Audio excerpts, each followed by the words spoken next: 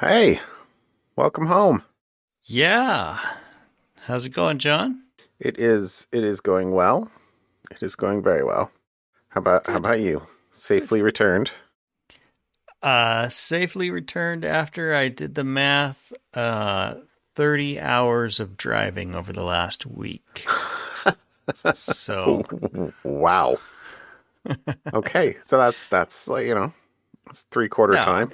I mean, it wasn't all in a day, right? Or day and a half. My boy and I went down to Diamond Lake in Southern Oregon and went camping for a few days. My wife and older daughter drove to Idaho to hang out with her family for their family get together every summer in Sun Valley. Hmm. But my boy and I, with some of our friends, went down to Crater Lake. So we stayed at Diamond Lake, went and visit Crater Lake, hiked a bunch of places, and then my boy and I on Friday. So this was Wednesday of last week, which is why there was the mostly fun episode. Friday, we drove from Southern Oregon Crater Lake to Idaho, Long drive. along a drive, and then did a bunch of hiking, did a little fishing, read a couple books. Pretty much just had a nice, pleasant, you know, Hmm. vacation with my wife's family. Mostly, it was involving hanging out, chatting, eating, you know, Hmm. stuff. Uh-huh. So I finished the book six. I got the book six of the Red Rising. I think I You mentioned the mentioned Red that. Rising series. Yep. I was very excited because somehow I had it in my head that book was the final chapter, right? It was book six of what I thought was a series of six. So I was all excited about seeing what the finale led Uh-huh. to, only to discover, similar to the Mission Impossible movie that was really only part one, that there is yet another book still coming. And so it'll be another 9+ months to get to the end of that story. And to make matters worse, I found out that the Stormlight Archive Book 5, is not coming out until November of 2024, Oh, which now makes me sad. But wow. anyways, it was a whirlwind week with lots of driving, and a chunk of the driving will be my something fun. All Where right, all so right. I will talk about that later. Now, did you do all the driving, or did you have your son do some of the driving too? He has absolutely zero interest in driving. I tried to make him. He's like, nah. He would rather sit and chat or talk, or he'd give me music and say, "Do you like this one? Do you like Uh-huh. this one?" We play. Does Dad like his music?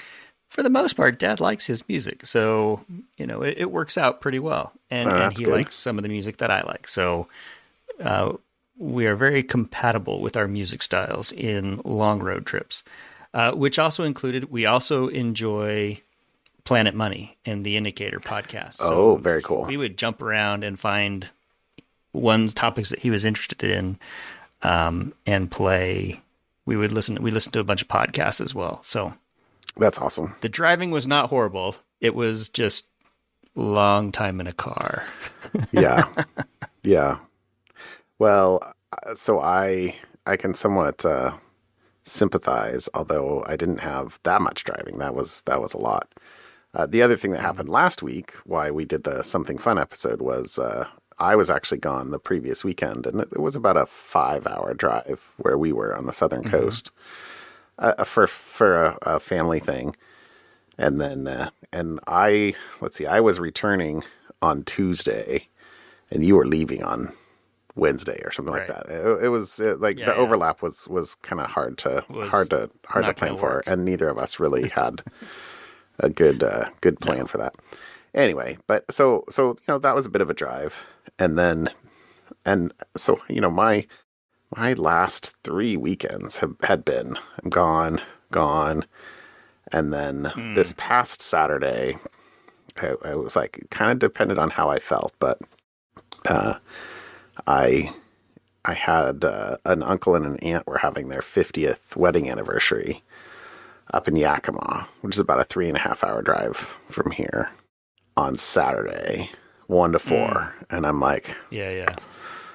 so I texted a cousin of mine up there and that I haven't seen in a while, and was like, "Can you have dinner? Because if you can have dinner Saturday night, I'll kind of like, I'll totally do it." So I did. So I drove up Saturday morning with the intention of staying the night Saturday night and then just kind of having a leisurely drive back Sunday. But after dinner, it was still I don't know, I wasn't that tired, and it was like 8:30, and I'm like, maybe I'll just drive home. So I did. So it wound up being a very, very, very long day. Long day. Yeah. But a very good day. It was good to see family that I hadn't seen for a good while, and it was just me. And I listened to a book while I was driving, which I enjoyed, and it was good stuff. But yeah, it was a lot in the car. Sunday, I what did I do? Oh, I do have a minor bee update. I believe I'm going to get some honey this year, but only like one super worth. But I've got about another week and a half, I think, before I can collect it. So, but not this weekend. All the bees the next are weekend. doing well. I think I might have told you. So you're like, the answer was not yes. I think I might have told you I had two splits that I was waiting for the queens to come back in. Yeah. Neither of them came back.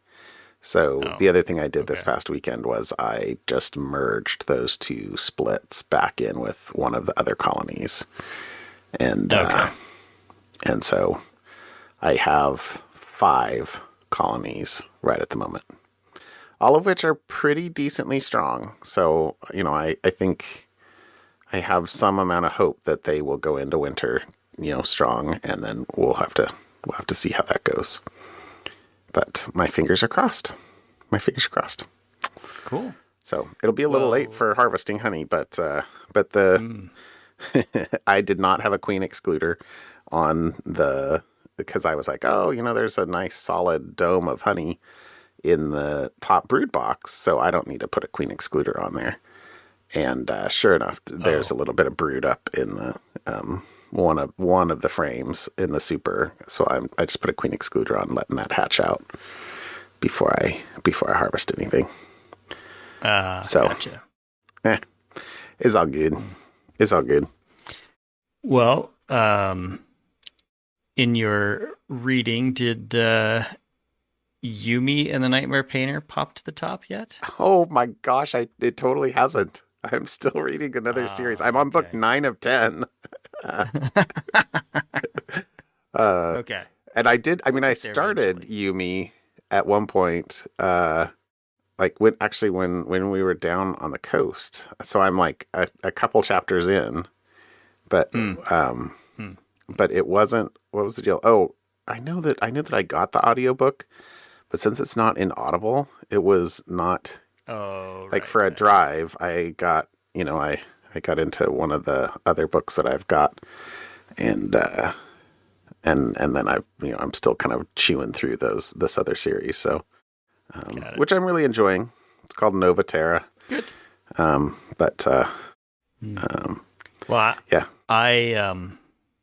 I discovered, so I ran out of books while I'm on vacation. So I pull up the Libby app. I could have bought some more on Kindle, but I was like, whatever. So I pull up the Libby app because I'm like, I should reread Mistborn because I have not read that forever. So I go into the Libby app, try to get it, and I see it's available. I'm like, oh, check out. It says there's an error. Oh, what could possibly be wrong? I find out that my library card had expired the day before. And I'm like, and the instructions say you need to go into your library and, take them this and have them redo. I'm like, is that something I really got to do in person? Apparently no. You can submit I found a form for our local library that allowed me to submit a hey, my library card's expired. Do I really have to come in? I'm still the same person. Trust me. Uh-huh. Yeah. And like the next day, I got an email from whoever runs the library. Yep, we see your records. We just renewed you for another 4 years. Thank you for your patronage. Uh-huh. Uh-huh. Right? Like, oh, sweet. So I was hoping because there was one book out of 14 left. There were like 14 digital copies. Right. There was one left. Right. It was still available the next day when I finally was able to get it. So that's I nice. have started to reread those. I'm about halfway through book one. Okay. Seems like I reread those not too terribly long ago. Oh, yeah. Oh, gosh. I'm an awful person. I still need to finish book 3 of the second series because book 4 is available. Anyway, I when you say you ran out of books, I am. You don't understand that. Yeah, that I have a segmentation fault. I have a bunch of books that are on my list, but I had run out of books that were readily available. I could either go to Amazon and buy one and do it, or I thought I will try Libby, and because I was disappointed. Frankly, I had just found out about the whole Stormlight Archive Book 5 not coming out till November, and I'm like, maybe I'll go reread Mistborn. So that's what I did. Yeah, that's awesome. That's awesome. Fun. Yeah. Well, so speaking of books, because I'm pretty sure this was one of my something funs, and maybe I should have looked that up, but I didn't. But a book that I read sometime in the last year or two was The Immortal Life of Henrietta Lacks. I'm pretty sure it was one of my something funs because it was about It's been a while ago. Yeah, it's been a while, but it was about a woman who's back before they had cell lines that they could experiment on. It was a black woman, who had cancer, and the doctors harvested her cells, and her cells were able to divide successfully, and they were able to keep her cells alive literally for decades. And so the book was a great read. I think I said it, but The Immortal Life of Henrietta Lacks. The cell line became what's known as Gila, and evidently, they were used throughout the 60s, 70s, maybe even 50s. I'm trying to remember when it actually happened. But the follow-up bit of this is that turns out this week there was a settlement between the family of Henrietta Lacks and the Thomas Fisher Scientific. I didn't pull that out, but I'm pretty sure that was the company. I better verify that. Thermo Fisher Scientific. Sorry. So the terms of the settlement weren't disclosed, but it was announced on what would have been her 103rd birthday Nice. last Tuesday, and the the interesting little bit about the legal side of this, at least the argument on the lawyer's part was that because of course the company was trying to say, hey, statute of limitations, this was decades ago, etc. Right. And the family, of course, is like, you're still benefiting and profiting every single day from what happened back then. And so, their argument was that the statute of limitations was getting refreshed continuously as the company continued to use the cell line. But but anyway, it was a nice, no terms disclosed, but it was that it is a very sad story. There's a couple of quotes in here. The exploitation of Henrietta Lacks represents the unfortunately common struggle experienced by Black people throughout history. Too often, the history of medical experimentation in the United States has been the history of medical racism. Just if you go read the story. But so, I can think of no better present than to give her family some measure of respect for Henrietta Lacks, a measure of dignity, and most of all, some measure of justice. Mr. Crump was the lawyer, said. But anyway, regardless, there was also a comment in here that the Maryland's delegation to the U.S. Senate introduced a bill to posthumously award Miss Lacks the Congressional Gold Medal because of her sort of posthumous contributions to medicine over the course of the last decades, which has been seriously enormous. Because, I mean, think about how many things require cells to experiment on. And her, her cells were the first that we were able to successfully clone and then, use to for experimentation. Mm-hmm. So anyway, that was my bit of follow up there, which was good to see. Well, I guess then to continue the legal follow up, Epic sued Apple a year plus ago? Something about Fortnite. Apple, the App Store, not being forced to use Apple's payment system, and not being able to reference or say anything about there are alternative payments mechanisms, right? That whole suit, I mean, among other things. So this had gone back and forth, and it worked its way through the courts and got up to the Supreme Court. And what happened at the Supreme Court rejected Epic's request to make Apple loosen its App Store rules, and it was denied. So the Supreme Court is not going to pick up the Apple versus Epic issue, and it gets remanded back down to the Ninth Circuit Court of Appeals. So there's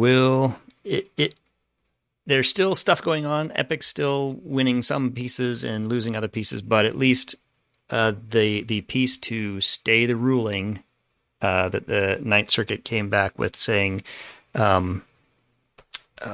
what exactly did it say? So basically, Apple can continue doing it while the legal challenges play out. Correct. Right. Correct. So it's still moving, but Apple doesn't have to make any changes until all the legal stuff is done. So Apple has done things in other jurisdictions. For example, in the Netherlands, is that Dutch regulators? They required Apple to open up their payment store system, and something I was unaware of, Apple allowed certain types of apps. I think we even talked about it a little bit, but I guess it didn't occur to me that Apple still can extract 27% of that alternative method. So it got around the rules by forcing developers to use APIs to go to that third party, but Apple still gets its cut of whatever the transaction is. So Apple's still doing Apple things, making Apple money. So there you go. That's a little follow-up there. Okay. Still coming. Yeah. Details. Well, I gotta say, the thing that I really, really like, I've done it a bunch in the last, couple of weeks as I've been, getting audiobooks, is I have to go to Safari, go to Amazon.com, forcibly not make it open the app, and buy a audiobook through the browser instead of through. Yep. It's just a contortion that like most people, I'm sure, are like, what in the world? This doesn't make any sense. And it doesn't make any technical sense. But it makes a lot of money. Yeah. So anyway. All right. How about topics tonight? All right. So the one I picked out today was actually the result of something that occurred while I was on vacation. So I found an article in Forbes about credit card scams, the top 6 credit card scams and how to avoid them. And it goes through a list of them, overcharge scams, interest rate reduction scams, the someone's arrested phone call scam, donate to somewhere scam, and skimming and phishing scam. So it's got all these scams. But what I wanted to talk about was a twist that was new to me, I guess I should say. And like I said, this happened to a friend over the past week. And I happened to be hiking halfway up a mountain, so I missed the phone call. Apparently, they called me and said, "Hey," to say, "Hey, Eric, is this a scam? This is going on."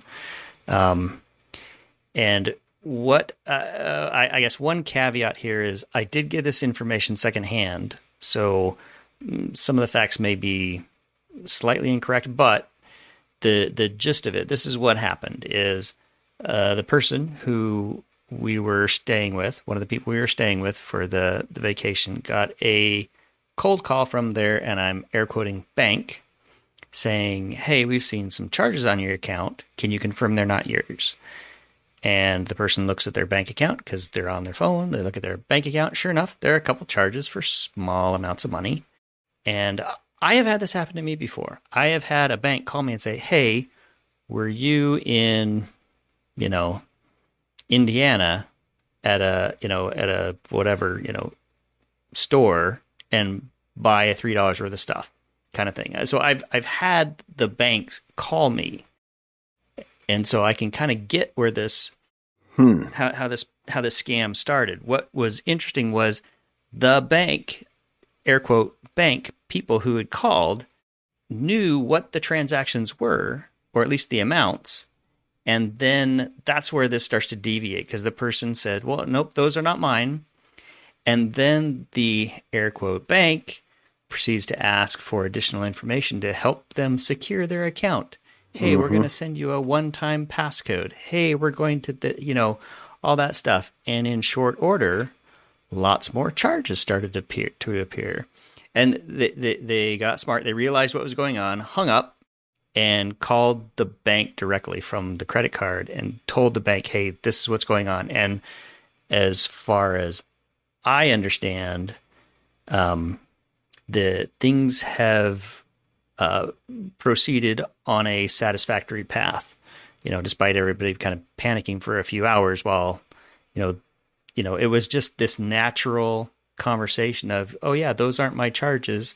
Nope, you can count them, delete them, or reject them." Right. And then it shift to, instead of, because when that's happened to me before, the bank said, "All right, we're going to send you a new card. Don't use your old one until, we can cancel it now," or they don't ask me for additional stuff. They just say, Right. "All right, we're going to do this." Because they should never. Of course. They should never. Your bank should never ask you for what's the one-time, we're going to send a one-time passcode to your phone. Well, that kind of thing. I'm not sure about that, because No? I have absolutely been on calls, like where I have called the bank and they're trying to verify me, and they will send a message to my, send a text to my phone. So they're doing the opposite. They're verifying you, correct, as opposed to you verifying the bank, because you called them. So correct, in theory, correct, you've already verified them. I haven't had that. I have had that happen to me, but the the callers, the hackers in this case, would have needed to get the password first. Because what's probably, what happened was somehow they were able to log in to your acquaintance's account, and then got asked, the bank sent a one-time passcode, which it totally would have gone to the person. And, right. So I could absolutely see that happening. Other than the critical thing is that, you shouldn't give them a password. But if you don't use a password manager and your password's in a password dump, and they are able to get far enough into your account to know that or to be able to tell that it's sending you a one-time password to verify, and then they instigate. Like, I could see, I don't know, I could see how that could get started. Yeah. So hopefully all is well with them, though, and get their money back. And yeah. Well, so I got just once again is. Just be careful. Getting your money back is a feature of Cenfi. That's right. Sorry. I am easily amused. Yes, well, Yes. anyway. So, so, yeah. So just take, call the bank back. Don't never, Yeah.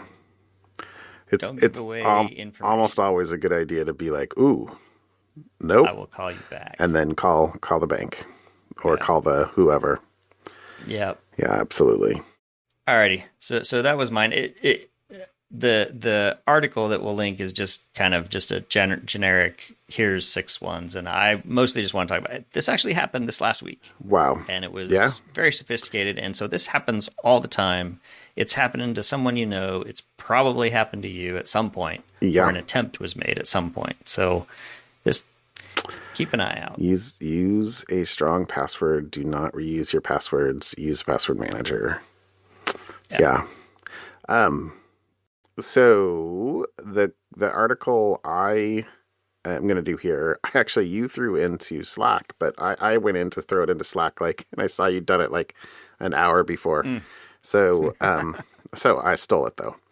But so this is Acoustic Attack to steal data from keystrokes with a 95% accuracy. So I swear we have talked about acoustic attacks before, but the word acoustic doesn't show up in our RSS feed.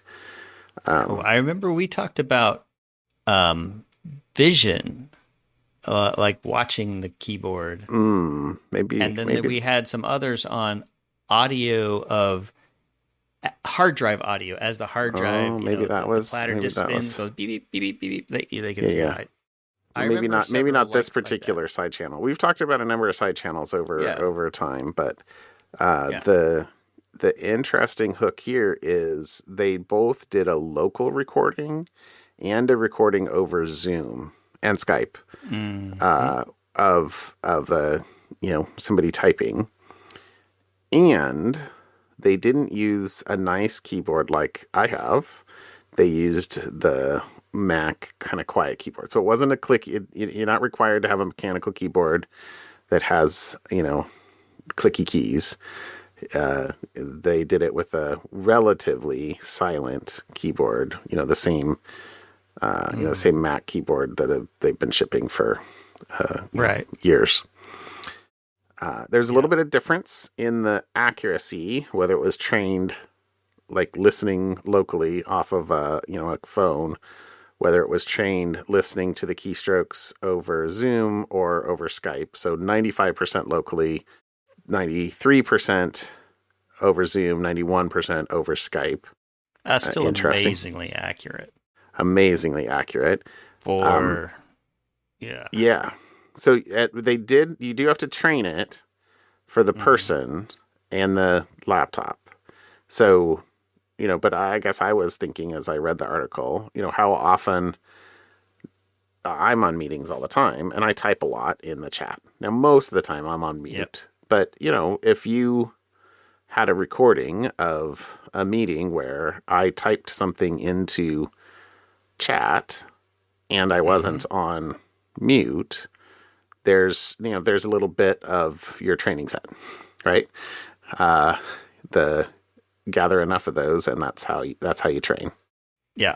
Well, that's the question: is how many of those do I need to gather? I did not notice that in the article. Yeah, I didn't either when I read it. I don't know how much data it needs. But still, 93-95% is dangerously high, is the way that the article phrased it.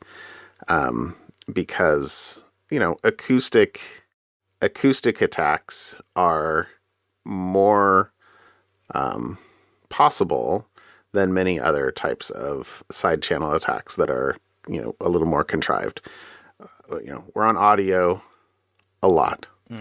Humans, you might or might not know this, communicate with each other via sound waves a lot. They might even record podcasts and that kind of stuff. Anyway, actually, I also thought when I was doing this of how many times when I edit the podcast here, if I type something, I have to like make sure I don't talk like while I'm typing, and then so I can edit it out because my keyboard's very loud. Yeah. The few things have snuck in over time, but anyway. So it's a lot more feasible than some other things, but the final bit about this is that what could you do for defense? It's hypothetically you could introduce noise to the system. So I'm trying to imagine Zoom or Teams or Skype adding click randomization filters or something like that into their noise reduction algorithms. Unlikely, but it's possible. Their hypothesis in this article would be software-based keystroke audio filters. So, if there's a way to detect keystrokes like this, I bet they can train a model to detect keystroke audio within the audio stream and remove it. But the final thing, the final suggestion is, why would you be worried about something like this? Well, the worry would be that you're typing in your password somewhere else or something, right? That's a way to get something sensitive. So, using a password manager where you Command C, Command V, the password in would not put those keyboard clicks out. Even using longer randomized passwords that having a 95% of it still leaves a lot of troubles to where you fail 3 times and the password gets reset. It certainly is a mitigating factor, but a lot of stuff comes down to using password managers. So hey, it's what a good thing. Yet another reason. So anyway, that was a fun article. Cool. That was a fun article. All right. How about something fun? So I hinted at my something fun earlier. So I went to Crater Lake early in the week. Yesterday, my boy and I went to Craters of the Moon National Monument Preserve. So I visited both national parks with the word crater in them in a week. So my something fun is the Craters of the Moon National Monument Preserve. It is actually really kind of cool. So the only other place you will find this is in Hawaii or Iceland, right? Where active volcanoes are, making all the same things you can find at Craters of the Moon. It's an eerie kind of unearthly landscape that it does. And you can kind of go up and see the dormant vent holes. There is one that is formed that has ice and snow in it year round. I mean, it's hot in the middle of nowhere, Idaho. Actually, not too far from the Idaho National Laboratory and Atomic City. Okay. And the first town ever powered by atomic power. Oh, I want to go. We drove through there. Arco, Nevada, not Nevada. Arco, Idaho is the first city ever powered, and it's on all their billboards everywhere. First city ever powered by atomic power. Anyways, so it's near that. Craters of the Moon and National Monument is my something fun. We can link to the National Park Service website, and there's a YouTube video where it looks like a guy and his boy kind of tour the park, and they talk about it. It was during COVID time, so some of the things were closed, which is unfortunate because there's some caves you can go through. There's several hikes that you can go look in and I can't remember the name of it off the top of my head now. The little thing that's formed where the lava comes up through the vents. You can see down into the vents, like 40, 50 feet down, the vents that come up and, kind of build up the cone. Huh. So it was really cool. So wow. Okay. That looks really cool. That looks really cool. It's not very big. We did the whole thing in about an hour, about an hour, and we probably could have. We skipped a couple things because they were a bit longer hikes.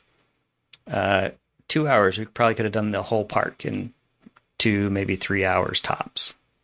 But we only spent an hour there, a little over an hour. But So it there you go. That's my something. looks very cool. It was pretty cool. All right, I'm trying to see. Let's see. Clicky, clicky, clicky.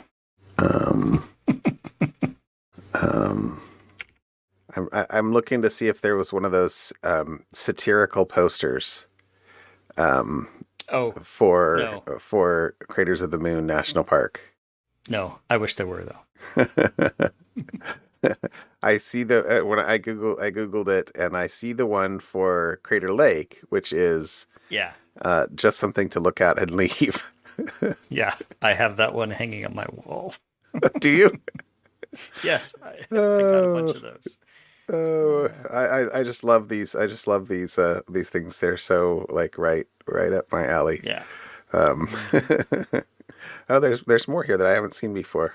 The Grand Teton National Park. All I saw was a lake, mountains, and some trees. Just to find a national park. Sorry, I don't remember the Yellowstone one. Save yourself some money and boil some water at home. I have that one too. Okay. All right. That's awesome. Craters All right. of the Moon, That National is Monument super and cool, and I'm really jealous. I want to go there. I want to go there. Okay, my something fun is kind of a little wacky, and I did a little bit of reading trying to figure out how real it is, and there is actually, there is an article by what was it? Lawrence Berkeley National Lab that had posted some tentative findings on archive.org as well. But anyway, so there's a video, like a 2-minute video that doesn't really seem like it looks very fancy, from some South Korean researchers claiming they were able to create a superconductor outside of extreme conditions. And so the quote here is, long considered the holy grail of physics, other scientists have rushed to verify their findings. Meanwhile, social media has been abuzz as hobbyists try to synthesize the so-called LK99 substance at home and publish their DIY experiments online. So the link I'll throw in here for the article was it was just a small article in one of my newsletters that I get and read called Morning Brew, and so it's probably going to be disproven here in the next little bit, right. I would hope, or I'm not sure what to hope. Actually, I hope not. That would be awesome if it was not, but but we shall see. It says, trust but verify. Trust but verify. The scientific method requires reproduction. Let's, third-party validation of instructions and reproduction of results. So, it says at least 12 academic labs on 4 continents are publicly working to synthesize the supposedly superconductive material, according to one blogger who's been tracking the progress. U.S.-based Lawrence Berkeley National Lab and China's Shenyang National Laboratory, as well as other labs, have published tentative findings indicating there's a chance that the substance is indeed a superconductor. And I'm still quoting here, and since the original experiment involved a mix of easy-to-procure ingredients and pretty straightforward techniques, DIYers are also getting in the act and making LK99 the internet's main character. Now, clearly, it's not in my area of the internet, which, because I read this in a newsletter, but it would be awesome. Now, the doubters are also here. Clearly, there's a quote from Argonne National Lab theorist Michael Norman, who, quote, questioned the expertise of the same researchers. Okay. He told Science magazine that parts of their data seem, quote, fishy, and that he's doubtful about how exactly LK99 can work, pointing out that superconducting is puzzlingly uncharacteristic of some of the ingredients in the metal alloy. Okay, yeah, well, right. you know, until or unless somebody else can reproduce it and refine the steps and then have it be sort of validated. So, you know, don't hold your breath. But I thought this was pretty cool. Like, that would be pretty awesome. Yeah. There you go. Let's see. Subject. Follow up in a little bit. Yeah. Well, yeah. You know what? Seeing as I just spent a lot of money last summer to put in a solar energy, it's time for them to come up with a superconductor, because I will have just invested a bunch of money right before that happens. That's right. To negate the.